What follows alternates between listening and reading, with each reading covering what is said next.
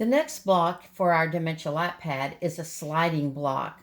For this block, you will need one 7-inch square of fabric that has been marked on two sides, 1.5 inches from the top, 1.5 inches from the bottom, and again right in the middle. And you want to do that on two sides. You will also need some beads.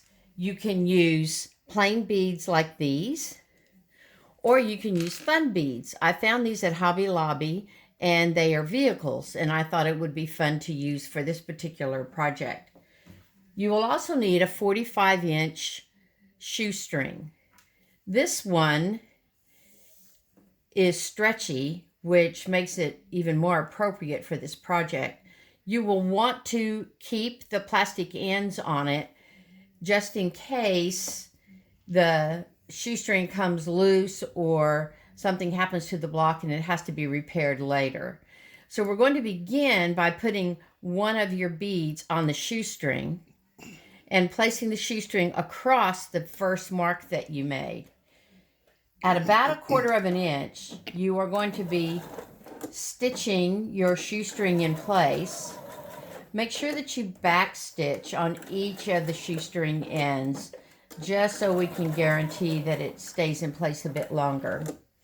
Pull your shoestring, leaving a slight bit of allowance on the other side of your block, and then add in the next bead that you have chosen to use. Place it in the middle, and then stitch this one down. You will find that you have to force the shoestring under your foot in order for it to stay in place. Now I'm very close to the next position for my shoestring, so I'll be adding my third bead and do the same thing. Leave a little bit of allowance on the side. You want a little bit of a gap. Hold down the shoestring, force it to stay in position, and backstitch.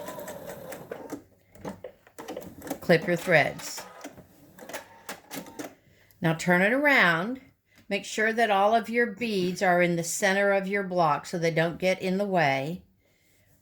And stitch down the other side. Again, back stitching over each of the shoelaces. Stretch it just a bit so it stays in position. Stitch, back stitch. And now the final one. Lay it down flat and stitch again. Back stitch. And trim your threads. We don't need the excess length that is here. So I'm going to trim this off, but I'm going to leave at least 2 inches of length there, just in case we have to stitch everything back in place. This is a fun little block. The beads slide from side to side, so that gives you some manipulation for our clients to use. I want to show it to you completed and sewed into 2 other blocks. Because we have left the edges of the shoestring in place, I would recommend that you stitch it to something that has a little bit of weight to it. You're going to have enough blocks that you can choose from to lay something there that will cover up how heavy the shoestring is. So that's how you make a sliding block for your Dementia lap pad.